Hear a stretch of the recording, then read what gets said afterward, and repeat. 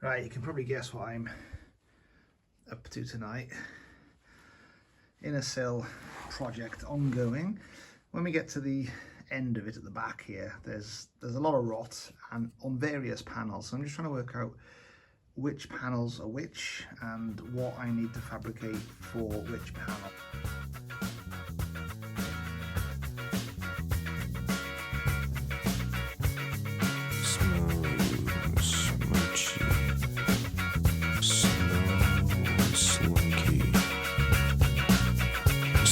Funky.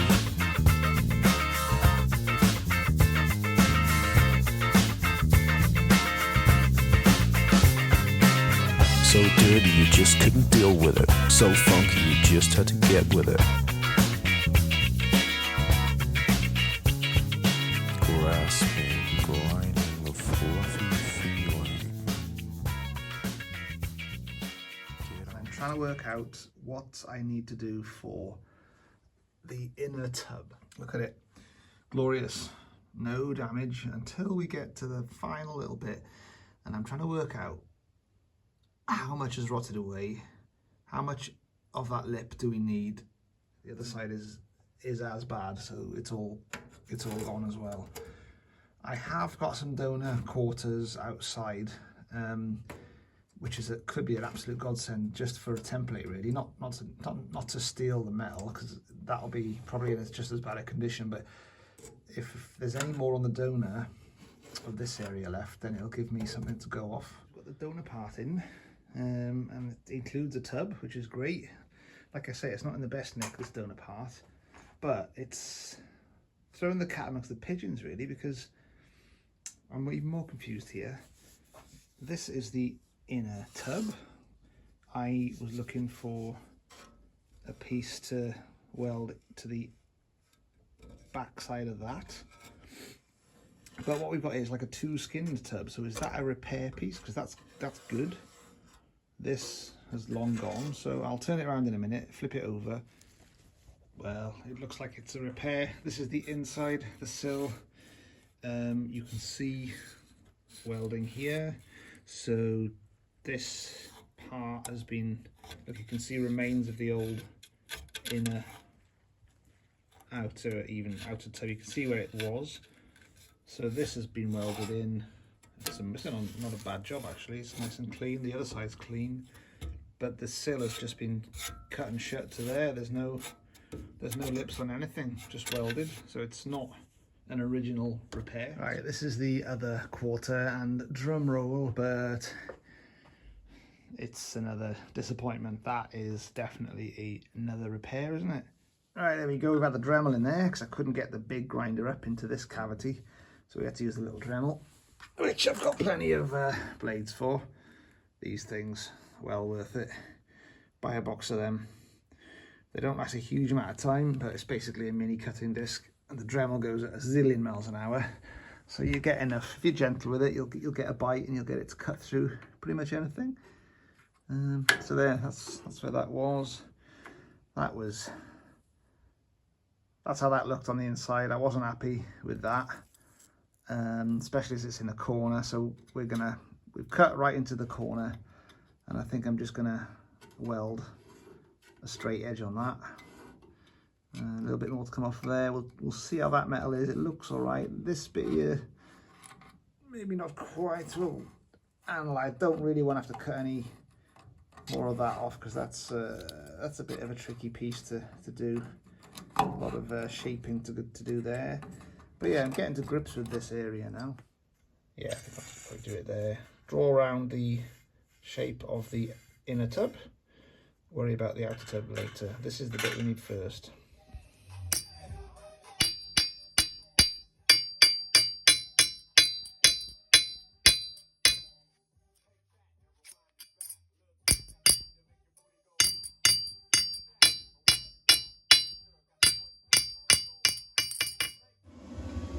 On, and I've got the part in place using my magnets, and it's, you can see very well there now, but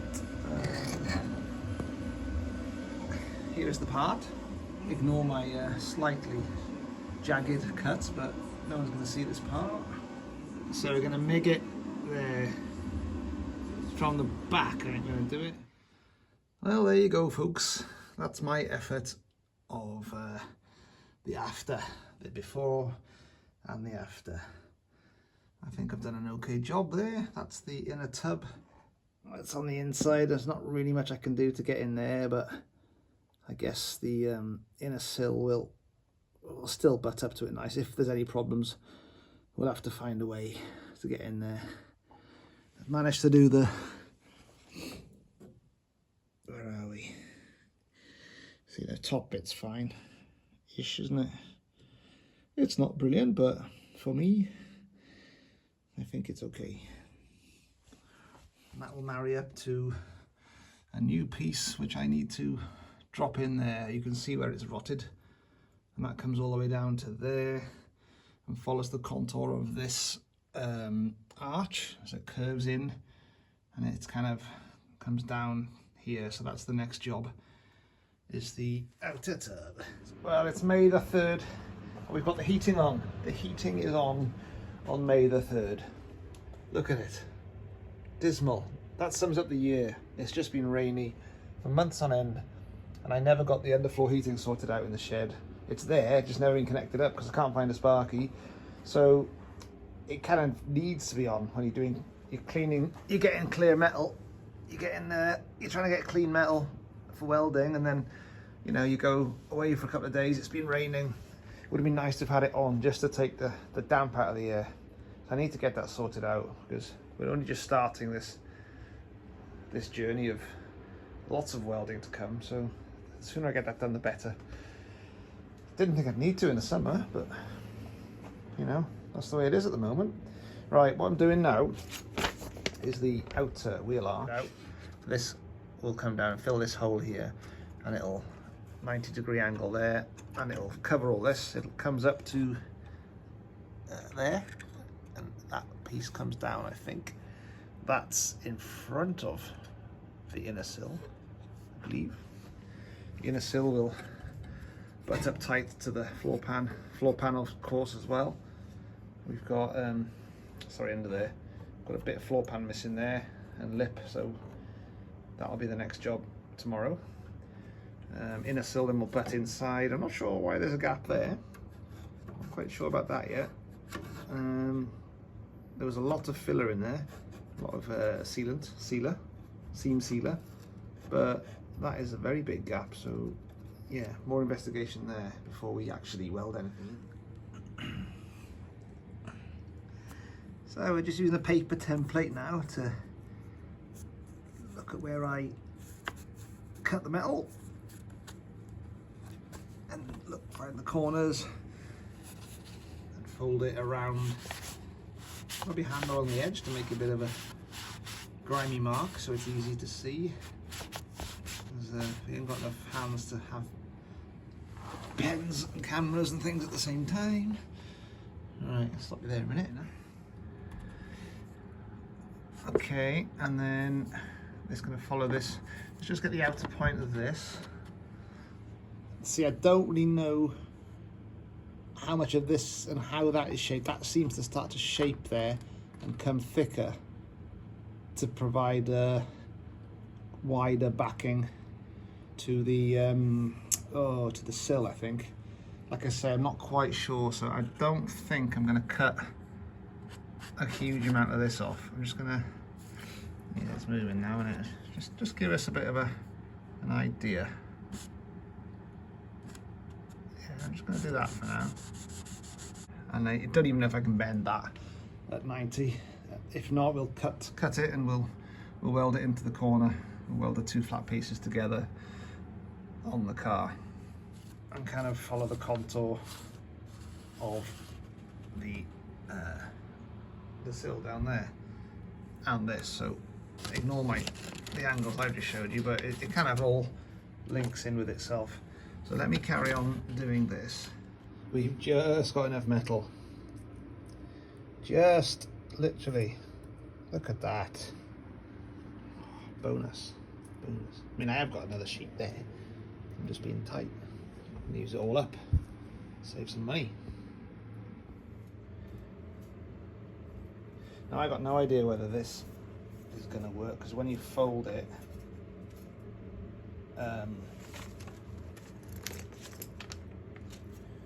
you know, you might need extra. So I've given about 5mm extra on the edge of what I need to be doing there.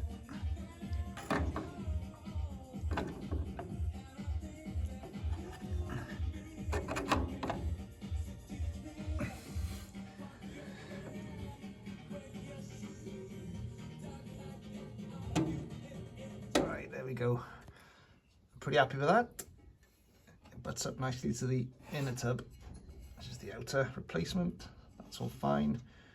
I'll MIG nicely. The next bit is to work out how it folds into here with the box section that I'll show you in a minute, and how it joins up with its remains of its predecessor here, there. This is going to have to be matched to this part, so I'm going to flip it over. I think I'm going to have to roll this metal on something and then follow the photograph from Express Steel as to what happens with most of this. It's going to fold around to form a flat edge around in this kind of shape, I believe.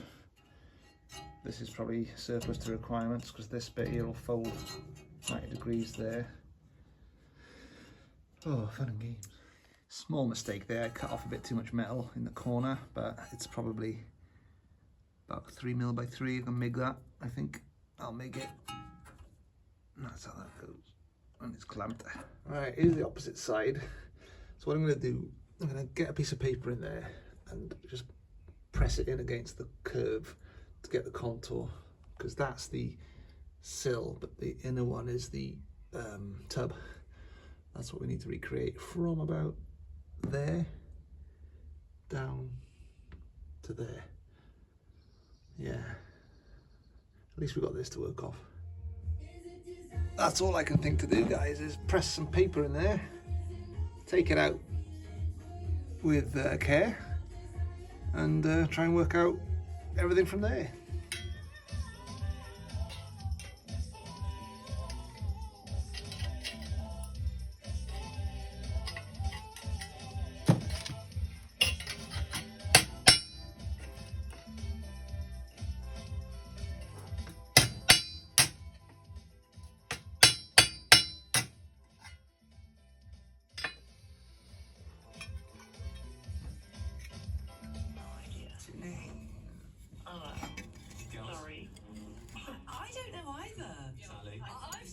These questions, so I should know, but I can't. Yeah, can I change questions now? I'll take the other list. Janine, the correct answer was called a midwife. Oh, I didn't. Okay. Janine, don't stress. You still got 5 out of 10 of canned potatoes at home. Yeah, they were toughies. They were tough. They were Tough ones, yeah. Janine. Listen, Janine, do not go anywhere. Roger Moore. Is incorrect, ladies. Sally.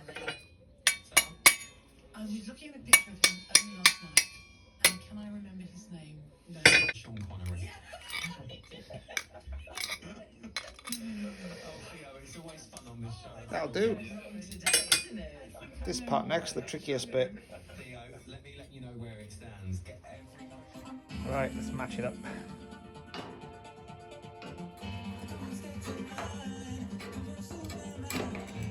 Just about enough metal on there to spot weld it. Just about.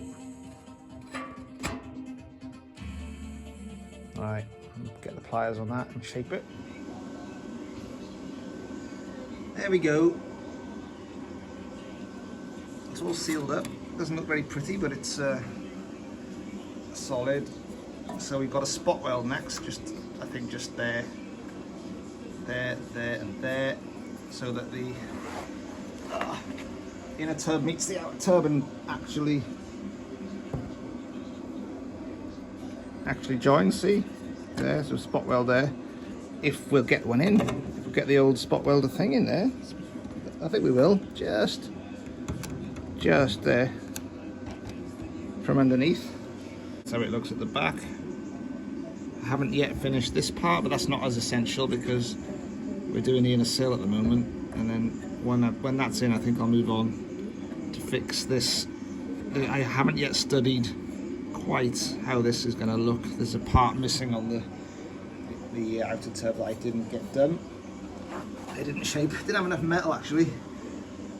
So we need to marry up this little piece here, and it joins. I think it just joins there and up there. I think. Yeah, I need to work that out, or whether the outer sill comes here. This is the bit I'm not quite sure about. What marries that up to what? This evening I've been graced by the presence of one of the Cortina Mk3 Grandmasters, founding member of the Cortina Owners Registers Club, was it? The Ford Cortina Mk3 Owners Register. Owners Register, yeah. Official title. Original 1990 was the start. That's it, yeah. Keith Macy, and Keith lives up the road from me in Caernarfon, between Bangor and Caernarfon, on the up in North Wales, on the overlooking Anglesey, and I'm down here in Aberystwyth, which is about 2 hours south, just over. So we're the Welsh contingent of. I'm sure there's hopefully a few more Mk3s in Wales. Maybe, yes. It used to be a few years ago, I know. Yeah. So we've had a good old chin wag tonight of, I don't know, it's been probably about 3 or 4 hours. Probably, and we've talked about, all things Cortina Mk3 and where I'm at with my job and where Keith's at with his. His shell is finished, so he's hopefully going to start his refit at some point. But yeah, we've had a fantastic evening, and it's great to have a visitor to the shed. It's been a long old lonesome kind of experience up till now, but I've been out and I have met others at some of the NEC show and things like that, but and we've chatted online quite a bit, but for you to come down all this way and give me some advice has been most welcoming. So thank you very much. Welcome. It's lovely seeing your beautiful 2000D. I absolutely adore her. I think she's gorgeous. Yeah, well, Keith is definitely glass half full on some of the kind of issues that we've got there, but he has informed me quite assuringly that my floor and my roof and most of the panels are more than savable. It's in fairly good nick. She's very good condition for her age. I'm really impressed with her. Yeah. She's going to make a stunningly beautiful car when she's finished, and look just as good as mine. So. Well, yeah, we're already planning for the maiden voyages. Yeah. We've put a rough estimate of about 5 years on it. Yeah, with me it's money and a bit of the time factor, and I'm probably sure you've got a similar thing with it's a certain amount of cost involved, isn't there? So, well, that's our alibi, isn't it? and We could time, because we have to work. We're not rolling in cash. Yeah, we have to work, and it's like we said that the longer you string a job out like this, the restoration job, the money isn't as affected then, because you're only little bits here and there, which is that's my theory at the moment. And buying all the tools to do the jobs, I just think I'm gonna have a huge garage sale at the end of it. I'll have all sorts of stuff to sell, including an engine crane, or I could hire that out to people maybe. You could do. Yeah. Yes. Or even sort of offer sandblasting services and things. So. Yeah, well versed in that now. But people to send parts through and kind of go, I can restore this for you and restore that for you. You've got the tools to do it. Yeah. But listening to your stories about, making sure you get into as many seams as you can, because the rust does get into them. It does. Yeah. As we've seen on my slam panel over there, the bit that joins to the boot floor is, completely, it's surprising how much corrosion sits in them. If you have them acid dipped, it doesn't always get in there, as we saw with Pete C's one when he took a chassis rail off and found how much was sitting in between it. Yeah. So, I think doing it that way is the way to go, because you've revealed it, you can clean it off, get it back to clean steel. Yeah. It's Just much better. Unfortunately can't get into every seam. I know I won't, but you're probably the only guy out there that's gonna. I went down that route, which was crazy, but I did it. You did it. Yeah. Which is why it's taken years and so much time and money. Yeah. But Yeah, but well done for doing that, because you know even this level is time consuming beyond belief. But we love it, don't we? And it's a hobby that I've only recently got into in the last 3 years, but I'm enjoying it. Kind of look at it as a mixture between a hobby, a passion, and an obsession. Yeah. I think I'm bordering more on the obsession when it comes to these. Yeah, but there's no turning back now. Yeah. So being into them from 12 years old, taking mine to all the major TV and film studios when I was working on productions over the years, it's got a lot of history, with me and memories. And I should, I've watched some of your videos on the YouTube channel there, but I hadn't put two and two together tonight that the whole kind of buying the car when you were 12. I thought you'd acquired the car, much later on, but you've had the car for 47 years? 48 years. 48 years you've had the car. So you've had the car kind of from new, because it was a promotional car, wasn't it, for Ford? They then sold it to a dealership. Yeah. You went in there with your parents at 12 years old and said, Mum and Dad, I want to buy this car. Yeah. And you managed to persuade them to do it. It's not crazy, but it's like you can't buy a car at 12, but yeah. So you've owned it, and we heard about... Paid for it with me, sort of thing. 12 years old, I had £900 in my account. The car was 1,575. So I didn't quite have enough, so Mum and Dad kind of helped. Yeah, but the car was used as a daily. Daddy, drove it round, dropped me off at studios and what have you. Yeah.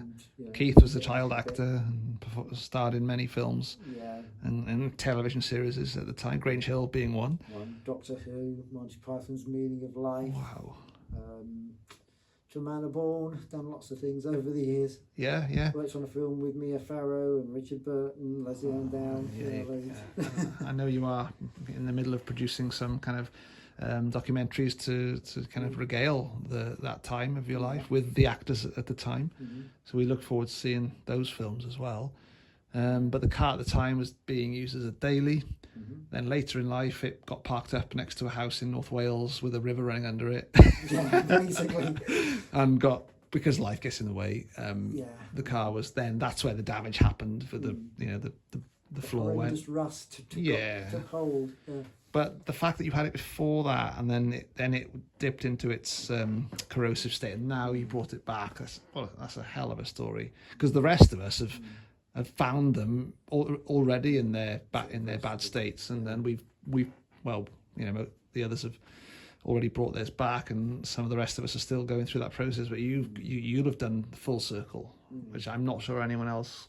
I'm not sure. Maybe they have, but that's a real unique story, that one. Yeah, that'll be a lovely when that happens. You'll have seen it in the showroom at 12 years old, and then you'll see it rolling out. Completely restored. Like it did, it's kind of like going back in time, I guess. Yeah. Well, let's meet again soon. Yeah. And give everyone an update on how things are going. I know you've got other projects on at the moment, but it does sound like you'll be back on it at the nearest opportunity. Yeah, I shall try. Obviously, I'm currently writing a film, so that's taking up a lot of time and trying to get that made and sorted. And your business partner decided to emigrate to Canada, which doesn't help. Yeah, on the restoration side of things. So yeah. But hopefully, I'll say fingers crossed. If not this year, then certainly sometime next year. I hope to actually have her back in the workshop and start rebuilding her and putting things on. But money is the main thing. It's just me earning money and trying to save money to then put back into the Cortina. I actually remortgaged my house, which was mortgage free, to get a big chunk of cash to spend on it originally, and that's how passionate I am about the car. How many people would have done that? You're living in a mortgage free house and you go to the bank and say, can I borrow some money? Have you ever got a mortgage? No, the house is paid off. Oh, you can remortgage it? Great, fine. So I borrowed 25,000 and it goes into the car. Yeah. The way YouTube works, I think we'd have to be kind of American gangster rap stars to actually make any genuine money out of YouTube. Or, what do they call them? Influencers, selling jewellery or whatever. But I think that's people not... with hobby channels like us that randomly put things on as and when we've got some content, it doesn't really unfortunately a lot of advertisers backing you, does it? But it's been great. YouTube has been everyone on there who's involved with Cortinas and other cars. I've you know, I've gained a lot of knowledge from you all, and thank you all for doing what you do. And hopefully, you know, my channel will hopefully help others who are starting. You know, hopefully there'll be more people restoring Cortinas and other cars coming up through the ranks over the next few years. Well, obviously, I subscribed to your channel when I first saw it come out, and then followed all your videos and commented on them, and love the work you're doing on your stunningly beautiful 2000D. So Even I haven't called it stunningly beautiful yet, but I will do. I will. It's gorgeous. I love it. That's you know, lots of people have said, "Oh, you look at them with rose tinted goggles on," and it's like, no, I don't. They are a stunningly beautiful car. You know, I've adored them since the age of 7, and I'm never not going to stop loving them. So. Yeah, it just, I don't know. Lots of people say, like, why is this your favourite car, right? There's a load of things I can say as to why it is, but it's just, it's inside. It's just something. It's a passion. I don't know. I just love them. Yeah, the shape, the history, the amount of different models they made, the base. I mean, I've never seen. It's rare to see. Oh, I forget. I forget seeing him again. Mark from the Crayford Cortina guy. He's also into his Mark IVs, but the amount of passion he had in his voice when he was describing a base model to me, and explaining, I didn't know what a base model was. You know, I thought the L was the base model, but no, there's a base model. Just Cortina, and that's it. Just No badge on the back other than Cortina script. Nothing grand inside at all. No bells and whistles at all. It was fully base. And the passion that he had there, explaining to me how basic the build was on those. And, like, right, okay, yeah, this is a proper club, this of people, passionate people. It's nice. So well, thanks for coming. That's all right. And you're more than welcome. Thank you for letting me come down, and your hospitality, and been lovely seeing the car and chatting about it, and meeting you properly as opposed to just chatting online or like we have done. Yeah, it's May. I don't know, it's May 24, and it's gone midnight. So we'll log off now and see you all again soon. Yeah, I'm back in work again at 8 in the morning. Oh, don't. Well, I'm 8:30, so I've got an extra half an hour, but you've got to drive as well. Yeah. All right. All the best, guys. I've just made a terrible discovery. Look at that. How on earth has that happened? I mean, I'm guessing something's fallen out of the roof, but I don't recall anything falling. Or the car was turned on a spit. Was it pressing up against something down here when it was twisted down? I don't think so. That's had a right bash, isn't it? Oh. I'm guessing I can beat that out. It's a fairly standard dent, I suppose, isn't it? It's not good. Not good at all. Right, tonight we're down on the inner sill removal, and it's gone, apart from the very end piece, which welds into the tub here, and this pillar here, whatever you call this bit. Just in case anyone else is doing this, there was a kind of long weld at the very top of this sill, where it joins here. There wasn't a spot down here, which is what I thought there would be. So you can get a light in there for you. Yeah, so I thought there'd be a spot down here, but it doesn't look like there is. So if anyone else is getting their inner sill off, you've just got to get. You've got a support bracket on the floor pan up here, which I guess supports the seat, and then you've got the regular floor down here, and you have a spot on this bit, the bracket, and then you have some further down, so you've still got to get them off. That's all done as well now, so just going to wobble it, and I've got the Dremel in there as far as I could, and then maybe there's a couple of mil I can't quite get. Right, I'm using a combination of the crock, the flap disc, and just the spot drill bit remover, and a bit of manual to get rid of the remaining bits of the inner sill, which is stuck to the floor pan lip. Just going to take my time on it really, and just get it all clean, flap disc it up then very gently, and then when I got some blips of old spot weld coming down, I've been crocking along the bottom like that. And when it's all off, we'll flap it and get it back to bare metal. But yeah, just trying to find the spot welds, which weren't done in 3 pieces with the floor pan in a sill and outer sill. It was just the floor pan and the inner, and then the outer and the inner, which is why they're not all in the same place. I thought they'd all be squashed together. Of course not. Of course not. What was I thinking? Thinking that. So we've got to find these spot welds again separately. Right, quick update. Floor pan lip, which is what the new sill will weld onto. It's very battered. It's very what's the word for it? Not battered. Well, it is battered. It's not consistent. Inconsistent. So it's wavy. So you can feel it there. It's just, you know, it's where the spots have been. So common sense would say that this needs to be straightened out as best I can, because the new bit's going to be pretty straight. So I'm just going to, all I'm doing with the regular pliers is I'm just pinching it. It's quite weak, you know. Well, it's not weak, but it's just, you know, can easily be manipulated too much. So just gently pinching it together so you get it, you know, uniform down, as well as trying to get it a bit flatter as a straight edge, because I'm sure you'll get an easier spot welding process if it is a bit more like it was if it was a new panel. Into the walls, isn't it? That's what we're doing now anyway. And also sanding down any edges of old spots. I haven't done this bit yet, so where's that one there? There's a big chunk there that needs just crock sanding flat. Make it look a bit nicer, and we're missing a bit there. Yeah. Not in the best shape, but it's good enough to work with. Right, this is the the floor pan lip, inside rear, where it goes up to the arch. Gone, as you can see. There's a repair there. There's a dodgy repair, so I'm going to come down to here. I'm going to cut that away, because that's good.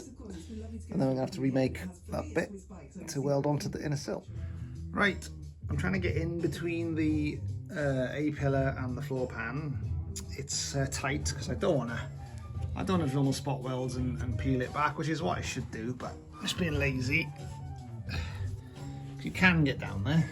I'll show you. So I've just wedged a crowbar in just to give me a centimetre, and I'll do it again on the other side in a minute so I can get to the part which is blocked by the crowbar at the moment. And I'll just get the Dremel in there, just tidy it up. It's pretty bad. It's pretty bad. I've got there's not a lot of metal left really. Where are we? There is some though. So I will straighten all that, sand it, and then on the back, when the sill goes in,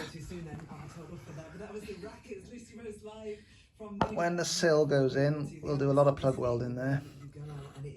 See what I mean? It's been battered. Yes. Hopefully there's enough there I can just plug onto the new sill from this side. We'll just about get the welder in there, I think. Ooh, not quite. So this sill's too long,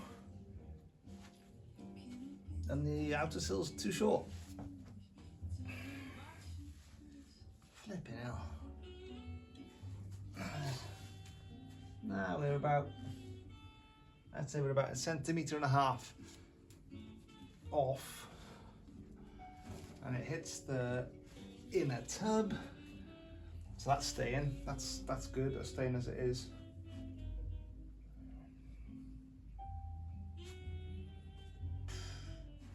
It's just there. It's just got to. It's nothing I've done. Nothing to do with my new repair. We've just got to chop a bit off. But there you are. We have our in sill in place. And everything looks okay. It's fine. Nothing wrong with it. It's a genuine replica. Spray it up before we put it on. Can't put it on bare metal. It'll rust very quickly that way. Shall I chop that now tonight? It's a bit late. I need 2 centimeters. I'm going to go over there and have a look at the other side. The best way I've found out is to look at the lineup between the jacking point on the sill compared to the jacking point on the chassis rail. They don't match. You can tell then everything else is out of sequence. So it's just a case of slip disc 2 centimeters and it should do. Just need to make sure it is 2 and not 1.5. So I'm going to do that next and we'll go from there. I could cut it actually with a metal cutters and save the noise, wouldn't it? Just bought some new ones. And they're very sharp. I think I need to spray a zinc plate, etch it, zinc primer the areas that are going to be welded. On the inside where I can't get to it afterwards, so it would be under there, that bit, and then all of this will paint.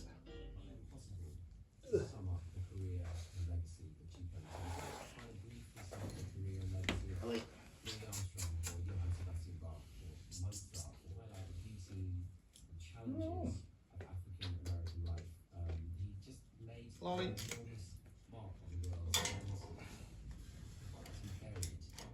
I really don't want to cut this because it's, you know, it's been pressed as per Ford spec, Ford mold, but it doesn't fit my car. My outer sill is a bit too short. That's a genuine Ford new old stock. It's a strange car, this. Unless it's out of fix. It doesn't look like it has on the tub here and it's been put back in the wrong place. It doesn't look like it has. Strange. This is real tough steel. I ain't gonna cut this, am I?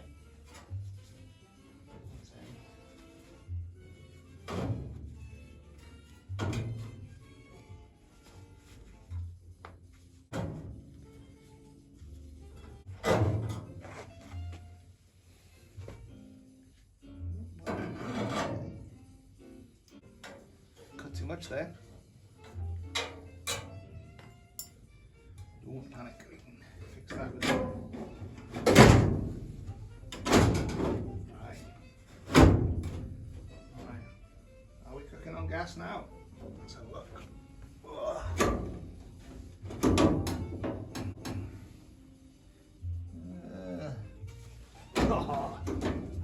You know, I may have got that right.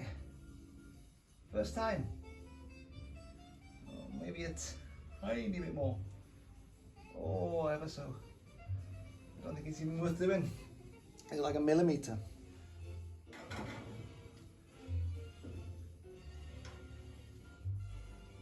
Done it again.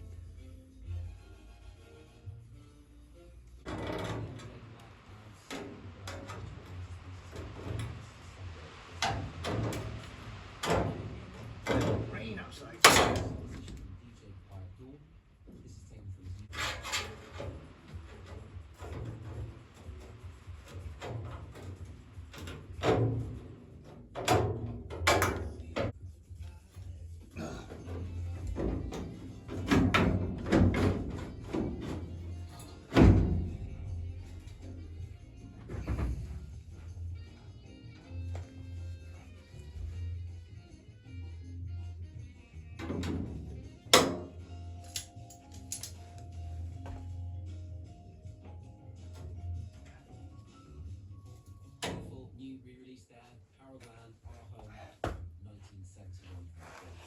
Right then, the new sill is on.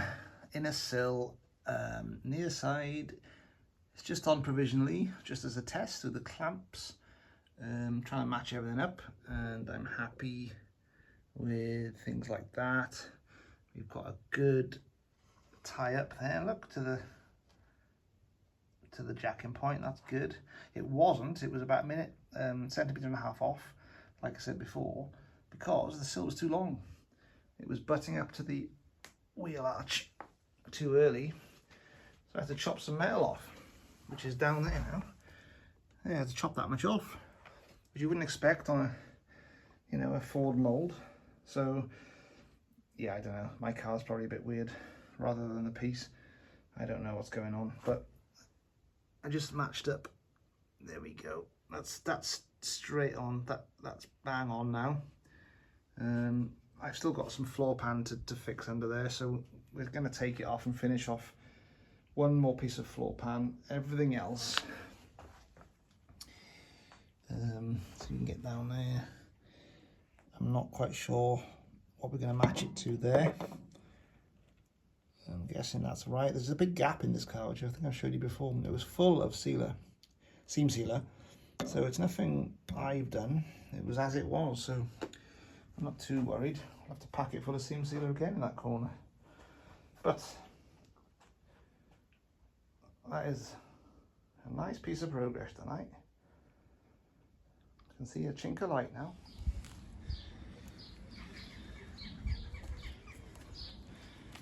There's the zinc primer on.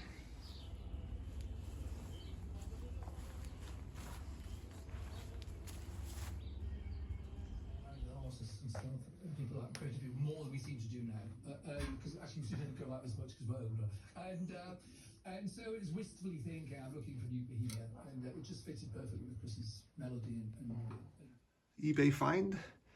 I picked this up couple of weeks ago from a chap in Coventry. Happened to be passing, luckily, the following week. Put a cheeky bid in, won it. Haven't used it yet. I mean, it might not work, but the guy was real genuine, and he said any problems, give him a call. It needs a let's get it down. It needs a plug on it. Spot welder's back from Machine Mart in Swansea. Dropped it off a couple of weeks ago. They phoned a couple of days back and said it's ready to collect. 60 quid. It's had a the handle was broken, some mechanism in here that wasn't allowing power in, apparently, so that's been fixed. It's got its safety certificate, so now we're ready to use it, and we've got that inner sill to spot weld to the floor pan very soon.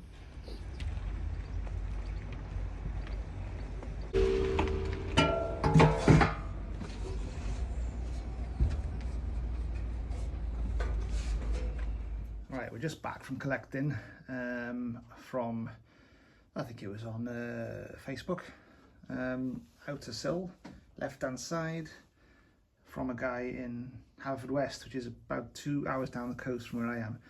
Now, I thought I had a decent sill. Turns out the one I've got just didn't seem to fit quite right as a Magnum part, which are normally fine.